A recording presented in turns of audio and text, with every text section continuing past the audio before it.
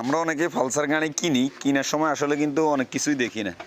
এই যে এই পালসার গাড়িটা কিন্তু দেখতে একদম খুবই ভালো স্ট্রং মনে হয়, কিন্তু এর টাঙ্কিটা কিন্তু 2 নম্বর দিছে সম্ভবত, মানে একেবারে খুবই 2 নম্বর, যার কারণে কিন্তু এই যে এখানে ফোসকা পড়ে গেছে। এই যে ঠিক আছে, এই 2 নম্বর টাঙ্কি এটা।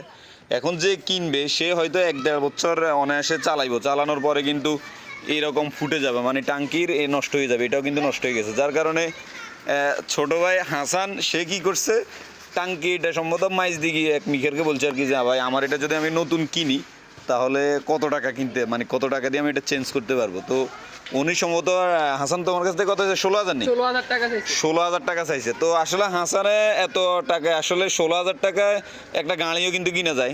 গেছে এক সপ্তাহ আগে আমি একটা গাড়ি 5,000 টাকা দিয়ে কিনে 10,000 টাকা বিক্রি করছে। যাই হোক, এখন হাসান কি করছে, হাসানের আসলে প্রতিভা অনেক ভালো। সে টাঙ্কির নিচে কেটে এখানে মোবিলের একটা বোতল বসাইছে, তেলের লাইন এখানে ওয়াশার দিয়ে অ্যাকুরেট করে এই যে মোবিলের বোতল, এখান দিয়ে তেল দিলে এখানে তেল থেকে যাবে, টাঙ্কির আর প্রয়োজন হচ্ছে না। টাঙ্কিটা এখন যার কারণে এখান দিয়ে তেল দিয়ে এখন সে অনায়াসে গাড়িটা চালাইতে পারবো।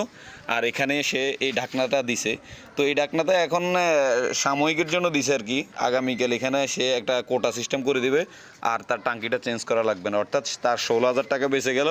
এই হলো হাসানের কারিশমায়।